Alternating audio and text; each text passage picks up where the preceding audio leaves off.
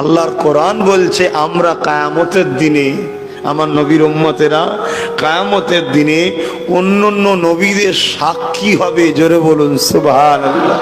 কেমন?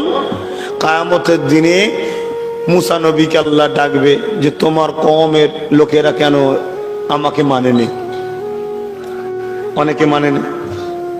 আল্লাহকে মুসা নবী বলবে আল্লাহ আমি দাওয়াত দিয়েছি ওরা শোনেনি। বদমাইশরা বলবে আল্লাহ তোমার নবী মিথ্যা বলছে, আমাদেরকে দাওয়াত দেয়নি। আল্লাহ বলবে মুসা তোমার সাক্ষী কই?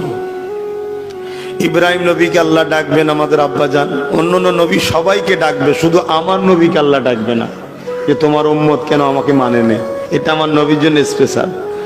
সব নবীকে আল্লাহ জিজ্ঞেস করবে। তো এই সময় সমস্ত নবীর আওয়াজ দেবে উম্মতে মুহাম্মাদি তোমরা বলো না তোমাদের রসুল কি তোমাদেরকে শোনায়নি আমাদের কথা?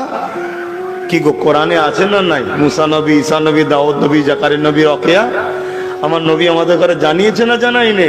হাদিস পাকে আছে না নাই যে নবীরা তাদেরকে দাওয়াত দিত, তারা নবীদেরকে কতল পর্যন্ত করেছে। আমার নবীর উম্মতরা তখন বলবে আল্লাহ আপনার নবীরা সব দাওয়াত দিয়েছে, বদমাইশরা মানেনি। তখন এই বদমাইশগুলো বলবে আল্লাহ এরা তো পরে এসছে, তাহলে সাক্ষী দেয় কি করে? তখন আমার রসুল কামলিওয়ালা আসবেন যে আল্লাহ আমি এদেরকে জানিয়েছিলাম। জোরে বলুন সুবহানাল্লাহ। আর আমি জানি কি জানি না আমার সাক্ষী তো খোদ আপনি নিজে। আপনি আমাকে এলেম দিয়েছেন কি দেননি সেটা তো আপনি নিজেই জানেন। জোরে বলুন সুবহানাল্লাহ। আমাদের মাকাম এত, আমাদের সম্মান এত আখরি নবীর উম্মত হওয়ার জন্য। এই নবীর উম্মত জাহান্নামে যাবে যারা, আল্লাহ যেন আমাদের ঘরে না দেয়, বলেন আল্লাহুম্মা আমিন। অন্য নবীর উম্মতের থেকেও এই নবীর উম্মত হওয়ার জন্য জাহান্নামে গেলেও সেখানেও একটু মর্যাদা পাবে। ভুল ব্যাখ্যা নেবেন না যেন, বোঝাবার জন্য বলছি। অন্য নবীর উম্মতরা যখন জাহান্নামে যাবে তাদের চেহারাকে বিকৃত করে দেওয়া হবে, বিভৎস চেহারা করে দেওয়া হবে। তাদের মাথাকে জমিনের দিকে, পা দুটো উপর দিকে করে দেওয়া হবে।